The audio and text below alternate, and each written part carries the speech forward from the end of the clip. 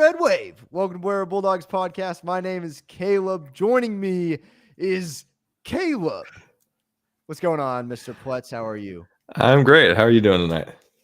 We're good, man. Just got over the food poisoning I was telling you about. Oof.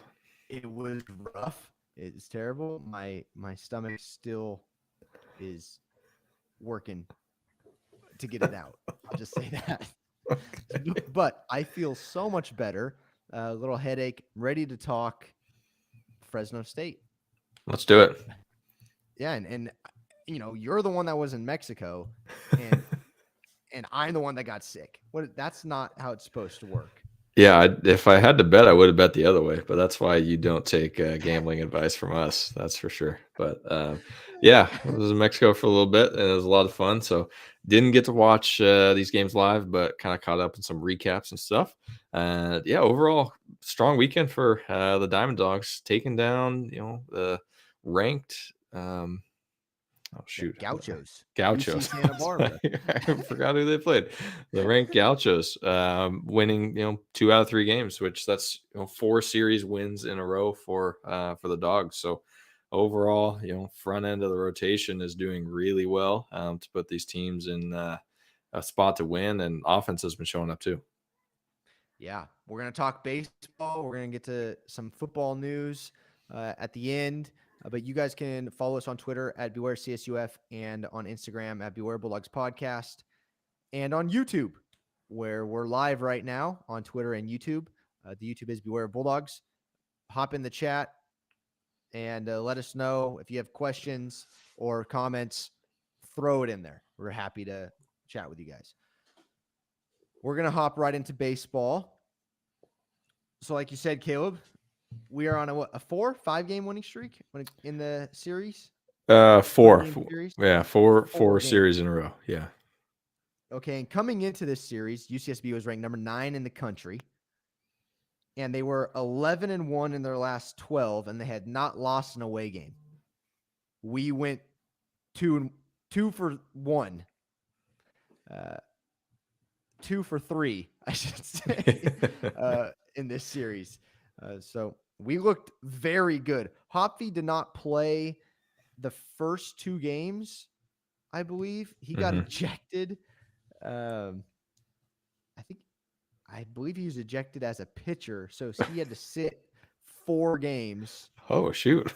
Yeah, he got ejected when we played UNLV, so he had to sit 4 games, so I believe he had to sit the first 2 of this series. Just so you know, the game started off with a bang, literally. UCSB home run on, I believe, first or second pitch, leadoff home run. Then Fresno State gets up the bat. Grady Morgan, leadoff batter, hits a home run. So I don't remember a game where both leadoff batters hit a home run in a game. No, first yeah, that's got to be pretty rare. I mean, especially typically your leadoff guy probably is not going to be your most powerful hitter, but yeah, I mean, Grady Morgan's been really hot. I mean, and especially since he's been moved up in the lineup to that leadoff spot. I mean, he's been excellent at getting on base and just doing what the leadoff guy needs to do. Mm-hmm. By the way, I got to watch this game. This game was so fun and exciting. Okay, I'm going to continue in the first inning because we scored 2 runs. But first, their ace was not starting.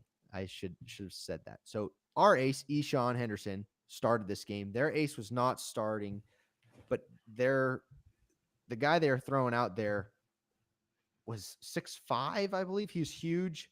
Aker was his name. I mean, people are saying he's going to go in the top 3 rounds in the draft. He's legit. Their whole pitching staff is very good, but he walked 2 and then the 3, and then Murph Gray had a sack fly, and we scored. So that's how we got our first 2. And then Eshawn, after that first inning home run, I don't think gave up a hit until the 6th inning. It was crazy. Or 7th inning. I think it was the 7th inning. Yeah. It was the 7th inning. He gave up a hit, and there was a bad call that the ump made. I don't remember, but he made a bad call. The guy should have been out, and he wasn't. Ended up getting a single. So Eshawn was dealing. He finished with 8 strikeouts, 1 earned off of the 2 runs, 1 earned, and he threw 108 pitches. Yeah, and only gave up those 2 hits that you mentioned, which is pretty Right. remarkable. Yeah, did walk 4 guys, but yeah, overall, I mean, another stellar performance from Eshawn. But unfortunately, the runs came late, so he was not in line for a decision here. So still keeping keeping him out of the win column. Right. That run that was not earned by Eshawn, it was an error. It was a throwing error. The guy, I believe, he stole third, and uh, it was a bad throw and pass ball, and he scored. Hmm. And so that's how they got their second run. Then in the 8th, the Bulldogs woke up and went nuts. Hold on. I got my notes for the 8th here while I was watching the game. Okay. Single from Shepard, single from Nico Mitchell. And then we had 2 outs, and then a walk. And then we take the lead on a pass ball, and then a walk, and then hit by pitch, RBI. And then Grady Morgan walks, RBI. Then Ben Newton gets up and smashes one over the wall. That's what we call a grand slam.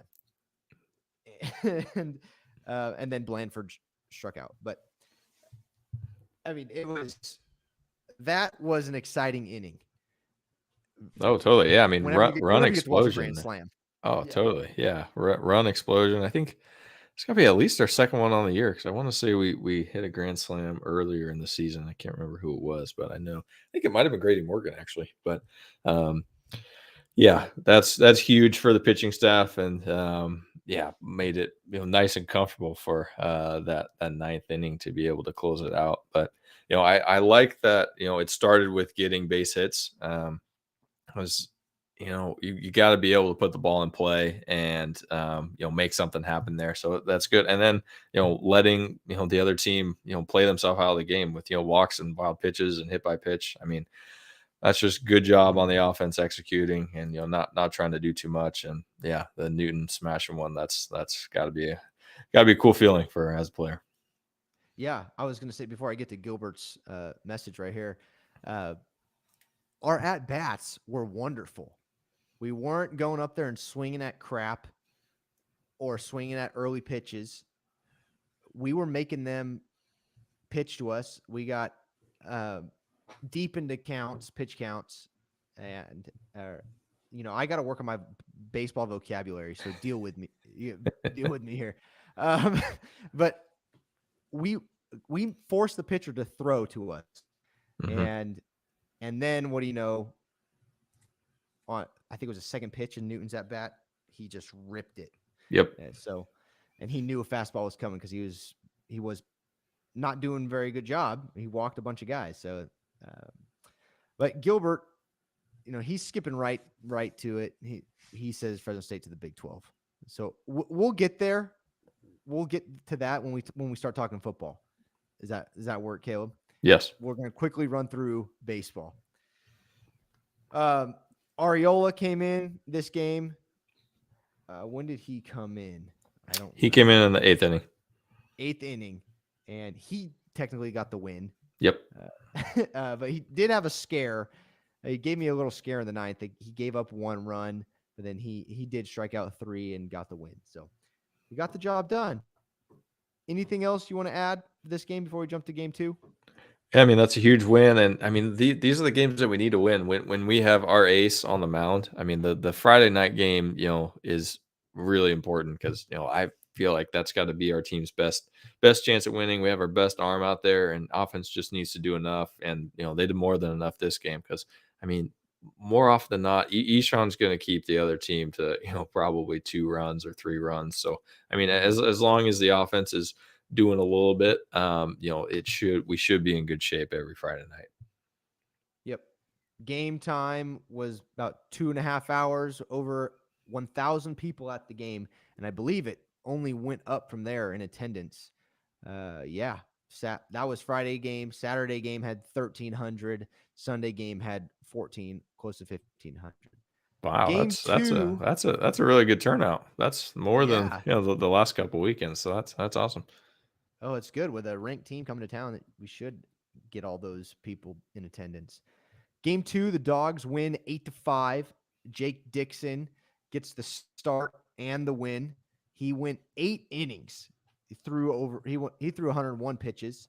He struck out 9, gave up 2 runs, 2 earned, and 5 hits. Tyler Bremner got the loss. He went 5. Zach Statzer also came in for the ninth. But he struck out 1 and gave up 3. So talk Yeah, about he he scaring the he gave ninth. up a 3-run homer. Yeah. um, so, but once again, uh, just looking at the numbers here, I did not get to watch this game, but Nico Mitchell had a big day. He went 2 for 3. Murph Gray went 3 for 4 with 4 ribbies. Huge day. Two home runs and another Yeah, RBI. So yeah, and huge day for Murph. Nico had a double, and then Ben Newton, we talked about. He's been hot. He had a sac fly, so he went 1 for 4 with an RBI. So once again, our bats, when we thought it wasn't going to happen, or we've been slow, we came out hot. We went up 2-0 in the first, and we added 1 in the third, in the second and the third, and then 2 in the sixth. So nothing to complain about. So and then Murph homered again in the seventh. So our offense waking up. Oh yeah, offense is something, and I mean Murph has really played his way into the lineup. I mean, early in the season, he's kind of splitting time and battling it out with Peyton Allen for that third base spot, and I mean his bat has really forced him into that lineup. I mean he's hot, and this is 2 weeks in a row that I think he was the Mountain West Freshman of the Week, if I'm not Yeah. mistaken. So overall he's been a real bright spot, and that's really good too. Young player, hopefully in the program for the next couple of years, and really can be an anchor for this offense. Right. I forgot to mention Ariola is also a redshirt freshman. So this team is pretty young. Yeah. Game 3, not the same result as game 1 and 2. We lost 13-5. Roman Angelo gets the loss. He pitched 4 2/3 innings, gave up 4 runs or 6 runs, 4 earned with 6 strikeouts. And then Robbie Peters finished that inning, gave up a run though. Then Trevor Garcia, Jack Anchor, and Hoppy came in and came to finish the game. But Hoppy gave up 4 runs. Everybody gave up at least 1. Hoppy gave up 4.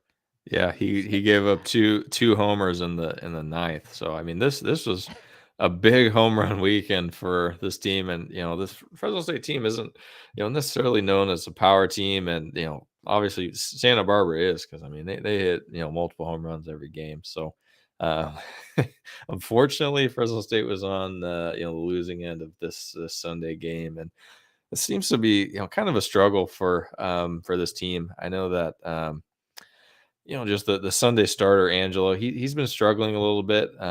He's not quite as sharp as Dixon and Henderson are, and so Sunday is going to be a grind day, and offense has to keep up. And I mean, still, a pretty good performance from the offense, scoring 5 runs. I mean, most games, that'll keep them competitive. But I mean, That's true. obviously, Santa Barbara showed why they are, ranked where they are in the country, because I mean, it was just an offensive explosion for them. No extra base hits for us Mm-hmm. this game. So to get 5 runs off no extra base hits, that's impressive. Yeah. uh, We did knock UC Santa Barbara out of the top 25 from what I saw Wow. from the ranking that I looked at. Now, I don't know if there's like 500 different polls like every other sport. I'm sure there's more than one. But the poll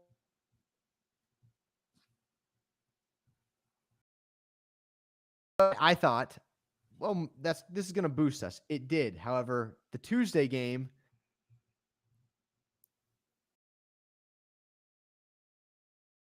we played Irvine, and we ended up dropping that game to Irvine. So, I mean, 2-2 on the week after week. That's why we're sitting at 15-11 right now. Close to 500, a little bit over 500. I'll take it. I mean, we're still doing well on the Mountain West. That's what matters right now. We got to make the tournament. Right.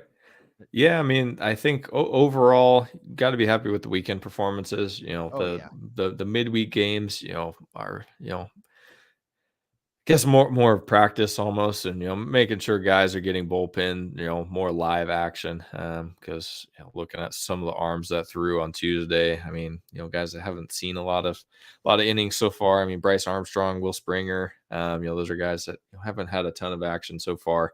And yeah, Statzer and Robbie Peters trying to get back out there, and both kind of struggling a little bit lately, but yeah, overall, I think that the Dogs are still in good shape for conference play. They got the Air Force coming up this weekend, and it's definitely a winnable series. I mean, Air Force is probably middle of the pack for the conference, so and on the road, this is a big opportunity. Dogs need to get 2 out of 3 here.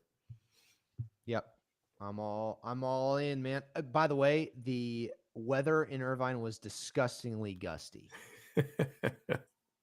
And that's according to the official official box score on Go Bulldogs. Yes. All right.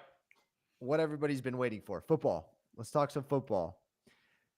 So we'll start with Gilbert. It's been sitting on the screen waiting for us to touch on it. Fresno State to the Big 12. Caleb, is it happening?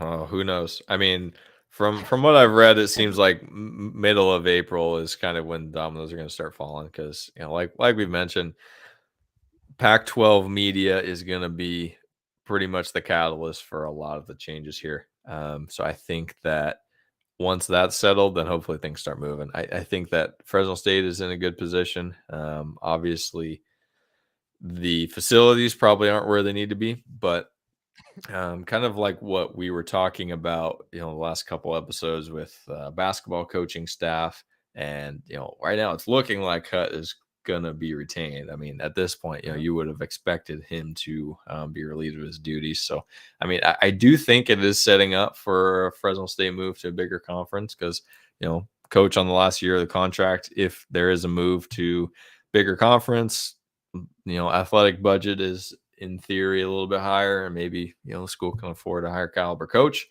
That makes some sense there. I don't know. What are your thoughts? I don't. I hate to say this, but I'm just so sick and tired of the talk. I mean, every time I turn on Tony D on ESPN, it's always Big 12, Pac-12 conference realignment. I kind of take the approach that our coaches do. I hate to say it. Whoever's on the schedule, that's who we're playing. That's who we're worried about. But would I like to be in the Big 12? Sure. I would like the money. I am also a little selfish because I'm not going to be able to afford to go to any of those games. They're right. What's the closest game in the Big 12? I don't. If they grab Colorado, maybe Colorado. Yeah, I mean that's a great point because I mean that's one of the great things about the Mountain West. I mean, San Jose State's drivable, San Diego State's drivable, Reno and Reno's drivable too. Absolutely, Vegas is drivable. You're right. So, I mean, how about this? Obviously San Diego State basketball just had a really strong season, and that's got to make them extra desirable for the Pac-12. So our friend Gloria in the Mountain West office, we need to go on offense here. We need to make the Mountain West a premier conference. So we need to kick out maybe some lesser teams, and the Mountain West needs to try to attract some more talent. What do you think about that? I'm down for that. I mean, can we switch Wyoming for Gonzaga? I don't know if that'll happen, but I don't know. Yeah, I think why shouldn't the Mountain West expand? That'll only bring more money, Right. Yeah, I think right? the only downside there is I think that the realistic expansion for Mountain West would probably be, FCS schools. Yeah, I don't think they're going to be able to attract other schools unless it's like some sort of merger with the American or Conference USA or something like that, which I don't really think is going to happen. But yeah, Gilbert's commenting now that Cal and Stanford are scared. I think that's true. I mean, that's Yep. well known, at least in the rumors of the Central Valley that the Bay Area schools just don't like scheduling the dogs because it's going to be competitive and it's not an easy win. I mean, I would be surprised if UCLA ever schedules Fresno State football again. I mean, after we've won now 6 times in a row, so we'll see. Pac-12 baseball, that would be fun. That would be, yeah. That would be a lot of fun. But I know they don't want us. They, unfortunately, uh, yeah. As much as I'd like to be a part of the Pac-12 because I'm a regional guy, I don't. It's Mhm. not going to happen. Yep. So, okay, we're we're talking football now. For this basketball deal, but I did see Ryan Overland hopped in Twitter. If you got anything to say, let us know. Or if you have any questions, Caleb, do you have any questions Questions for Coach Ovi? for Ovi? Yeah, I don't think so. I mean, just keep up the good work, Coach. We're pulling for you, and hopefully, we can get a good performance here at Air Force, and keep the bats hot because whatever is going on there in the batting cage seems to be working well. So that's all I got. yep. And like the first game against UCSB, I thought the at bats were great. Mhm. Football. We'll see if anything comes in. Maybe not. From football though, quarterback battle. We had two guys go down with injuries, or they Mhm. didn't take reps, I should say. And that was Logan Fife. He didn't take reps, and Joshua Wood did not Mhm. take reps. So you had Henderson and Keen. Keene taking first team reps in the practices. I'm just going to put this out there, and it shouldn't surprise anyone. Keene will be the starter. We're paying him money. He's going to start. he he didn't come here to sit the. Now, I also know how Tedford runs the show, and he doesn't care. I don't think Mhm. Tedford cares. So Yeah, man. the I best think player will start. he wants the best quarterback to be out there, and whoever's going to learn the offense, own the offense, and have command of the locker room and the huddle. I mean, that's all of those pieces are going to go into this. I don't think it's just going to be this guy. We brought this guy in and he's going to be the starter. It's definitely going to be more of who is the best leader for this offense, who has the best grasp, and able to execute the most. So, I mean, coming in, newcomer to the offense, Keen, you got to think he's behind the 8 ball a little bit, but we've also heard that he's a really sharp kid and able to grasp things and really strong thrower too. So it's going to be tough for Henderson and Fife to fight it out. Yeah, I also saw that Tyrone Sampson, I believe, was taking reps at center. They Hmm. moved him over to center. So The offensive line shakeup continues, man. I don't know.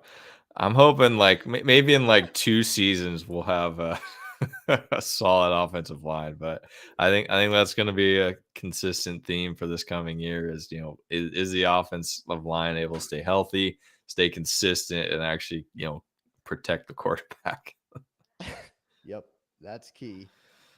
Anything else for football? There's not much going on in football right now, Yeah, other not than much else. they're recruiting. Right. So we could get some recruiting news soon, but we won't know for a while, I'm sure. Yep. So I mean, the biggest thing we got to look forward to is the spring game coming up. It's only in 10 days, so there's only a handful of spring practices left. So we definitely have that to look forward to. I know we're interested in getting eyes on the new look offense with Coach McCann at OC, and who's going to be taking the reps. And I mean, how are they going to divide up 6 quarterbacks if everyone's healthy? I mean, there's a lot of things that we're curious about. Do you expect any transfer portal entries after the spring game? There has to be. I mean, there something has to give in this wide receiver room, or excuse me, quarterback room. Um, just with having 6 quarterbacks there, I mean, maybe they all just love playing for Tedford, and that's a possibility, and they just want to, be on this team. But you got to think that someone's gonna offer them an opportunity to play, probably at lesser school and lower level. That sounds mean to say that, but you got to think at least one of them is going to hit the portal. So I would think so. Yeah, Gilbert made a comment about Braylon Lux being dismissed from the team. I guess we haven't mentioned that too. So yeah, the cornerback room is thinning out with Braylon Lux dismissed. So Coach Tedford didn't really share much on that with what happened. Yeah, he did. He entered the transfer portal because he was dismissed from the team. Yeah, just so everyone knows. I'm sure we'll pick somebody up there. I don't know how many scholarships we have left. I'm not too sure. Yeah, I have no idea. Yeah, I don't have I need to have a running tab, I guess. I don't know. Scholarship tracker. Yeah. But yeah, I believe that we'll lose quarterback and look to replace some areas where we're thin. So, what's next for baseball? Well, before we go, baseball has Air Force coming up, and then after that, it's the homestand on the same weekend as the spring game, which is San Diego State. So that'll be a good matchup. I mean, they're always a tough team, and should hopefully be great weather. And Fresno State's got a cool deal going on with the spring game, and you buy the parking pass and you get a couple tickets to the baseball game. So I know that you and I are both planning on being there for both the spring game and the baseball game. Yep. So it should be a really fun day hanging out and getting the football juices going too. Yeah, we are going to have a tailgate in the red lot, and well, that's where I got my ticket. So maybe we'll meet where Caleb is, but I'm in the red lot. So we're going to have a tailgate. We'll let you know where it's at, and we'll have some fun stuff going on and hopefully some barbecue. So, yep. So make sure you follow the socials so that way you know where we are. That's right. Beware CSUF on Twitter, Instagram, Beware Bulldogs Podcast. All right, man. Well, short one today, but we still got a lot of stuff coming up. And other than that, stay safe, stay healthy. Don't get food poisoning. Don't wash your hands. God bless you guys. No, beer's on nail. Okay. That's right. Be there. God bless. And as always, go Dogs. Go Dogs.